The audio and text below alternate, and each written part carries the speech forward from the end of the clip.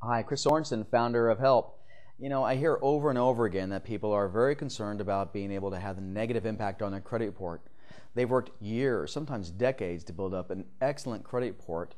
Now they've had a change in circumstances and they're asking for assistance to be able to modify their loan. Well, let's talk about that for a moment.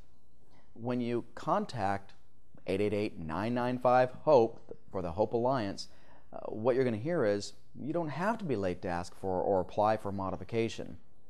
Well, let me tell you as an insider and as an expert, the guidelines straight off of Fannie Mae's own seller servicer guidelines dictate that the servicers are not to consider somebody for modification until they are 2 months or 60 days down. Now, that's not incongruent. That's not in keeping with obviously what the Hope Now Alliance has said. And so for the poor consumer, they call up the master servicer and they say, I would like to get a modification because of a change in circumstances. The servicer then says, well, we can't help you because you're not late on your mortgage.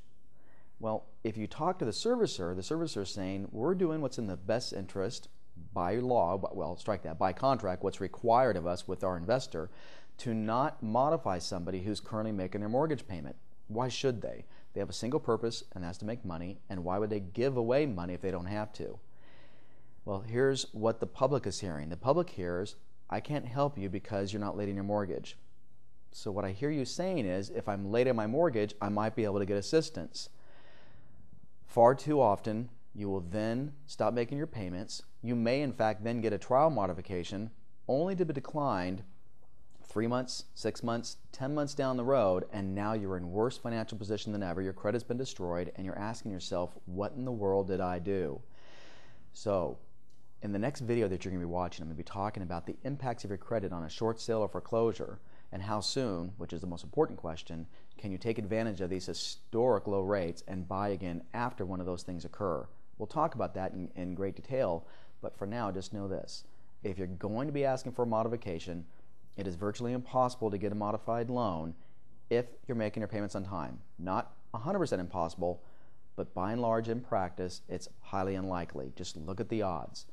Now, if you get denied for modification, let's say for the sake of argument you have a $2,000 house payment and they give you a trial payment of $1,000 a month. After 10 months of making that trial payment, you have missed $10,000 worth of required payments.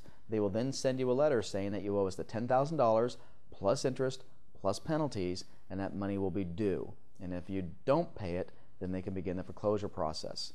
So this is a very complicated mess. This is the reason why I often warn people you need a help certified professional from the private sector connecting you to a nonprofit from HUD and make sure they work together as your partner in your success in a modification.